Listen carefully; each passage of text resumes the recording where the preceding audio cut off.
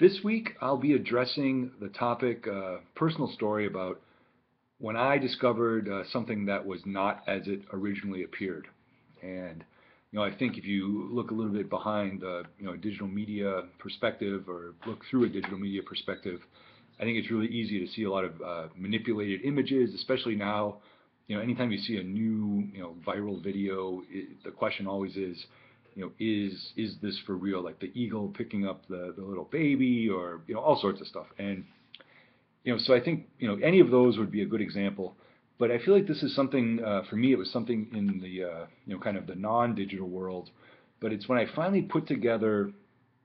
I used to think that it was just good luck that celebrities and people selling something, an album or a movie or what have you, ended up on nightly talk shows and magazine covers on or around the time that whatever content was being released, just out of coincidence. And then, you know, I'd say maybe just even 10 years ago, I learned that this is all part of this publicity machine.